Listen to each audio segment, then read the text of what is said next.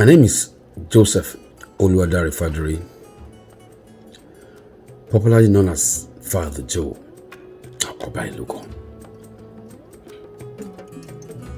I was born in a little town of Ipitu Itesha in Osun State.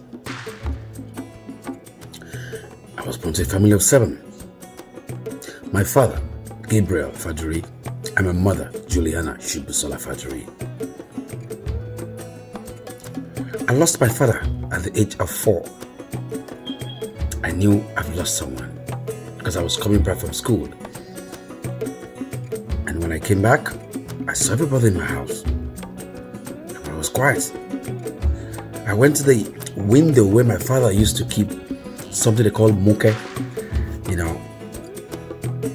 for me, and it wasn't there. So I knew something was wrong. I was young, but I knew something was wrong in the house. Later on, I got to know that father passed away while I was at the age of 4 years old. I had to struggle with my mother, go to the farm to fetch trees that were put together to sell, go to school and come back in the evening to sell kerosene.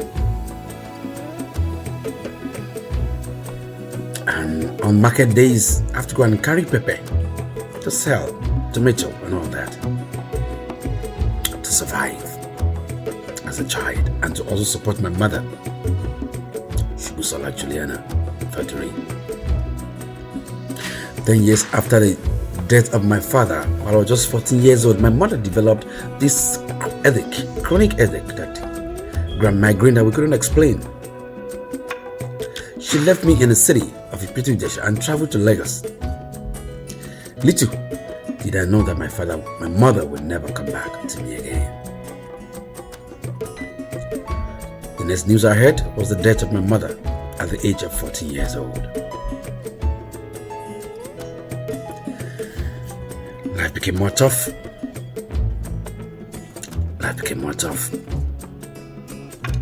14-year-old, no father, no mother.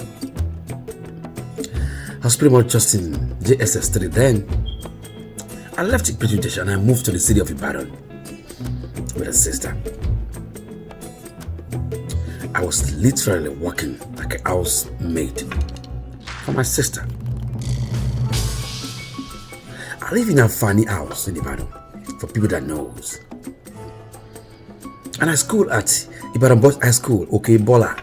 So from Amfani, I have to walk in the morning, more than an hour trip to go to school, and more than an hour trip to come back to walk back home.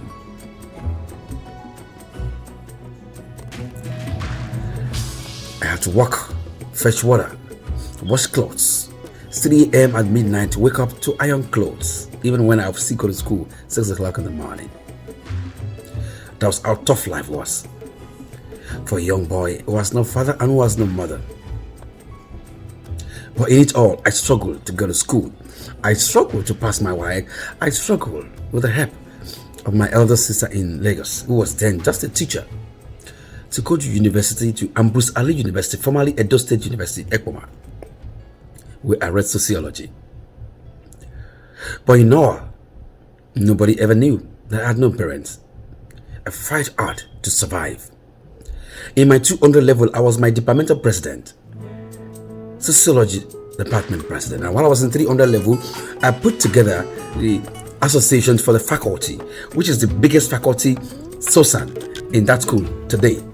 I'm sure a lot of them didn't know who engineered the association called Social Sciences Association of Nigeria, the Edo State Ambrose Ali AAU chapter. Even in the midst of what I was going through, I was fighting through to survive and to live and to do everything possible to be the best I could be in my life. I finished school, graduated, and there was no job. I was looking for a job in the streets of Lagos. No job. There were times that I had to walk all the way from CMS to Ujuelegba because there was no money to enter bus. So, and I don't have the mind to start begging taxi man, please, or bus driver or molo driver. I don't have money, so I'll just take a walk from CMS in Lagos all the way down to Ujuelegba to Iponri because I had a friend there. So I'll stop by my friend's house, eat something, and from there I'll go home.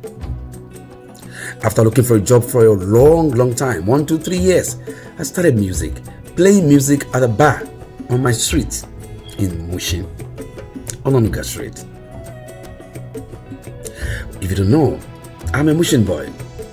I lived a little bit of life in Mushin on Onuga Street.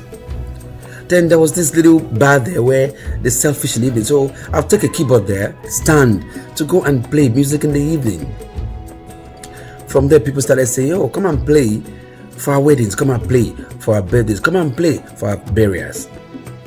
That was how life started as a music artist in Lagos, Nigeria.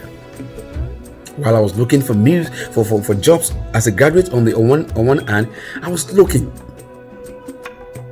to survive and play music on the other side. In the midst of all, I have a lot of people around me who ordinarily wouldn't even know how life was for me. People that were supposed to help never helped. I was struggling all through it and just making life, ends meet at every point in time, with not giving up on life. That every day I must do everything possible to survive every day, which I was surviving. I had all it takes to give up on life, but I chose not to give up on life because I know that no matter how bad it is, someday will be someday. I could have chosen to just join bad gangs, but I chose not to. I chose to still be focused. Play music in church, play music on the streets, play music everywhere. For some of you who don't know, I started music with the likes of Two-Face and all of that. When Two-Face did African Queen, I was the first person that did the remix of African Queen that I called African Man, even before the music became famous.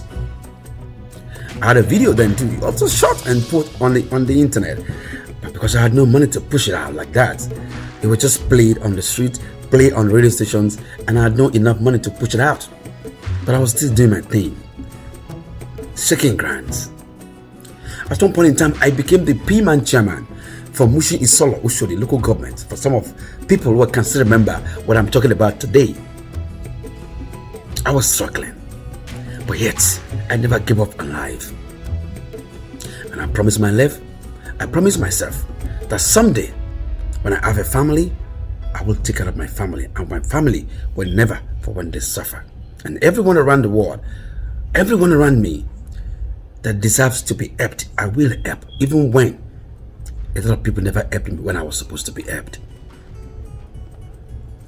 As God will have it, when I've given up on everything, I've gone to Abuja, come back, and there's no job anywhere, I found myself to win the visa lottery and see myself in the United States of America. And my story changed from begging to giving, from failure to success. And today, I am nothing without God.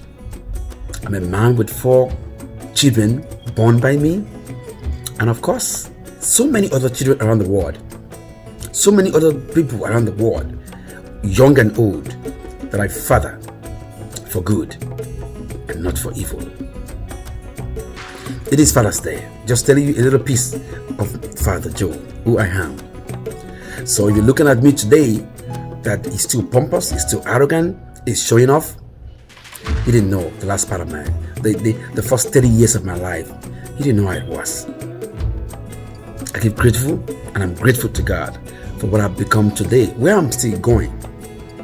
But I'm happy with my life so far, that I've lived a good life so far. Even if God says, come home today, I've affected lives, and I'm still affecting lives. I take care of my family. I'm a good man. I know that. So I want to say a happy Father's Day to myself, and happy Father's Day to every good man out there.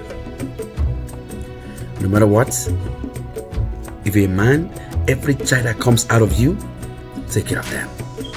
Take care of your family. Take care of your wife. Take care of your mother, your father if they're still alive, your uncles, your nieces, people who have offended you. Do not pay back evil with evil. In life, There are things that happen to you so that when God finally blesses you, you can look back and say, thank God that I was passing through fire. And when you come out of the fire, you will come out the best. The Bible says, though we cry through the night, but joy cometh in the morning. No matter how dark, how long the night is, there will always be a bright morning. Welcome to my bright morning. And like I said, happy Father's Day to every responsible father all around the world. My name is Father Joe, Fado to the JOE, Obalugo. Thank you.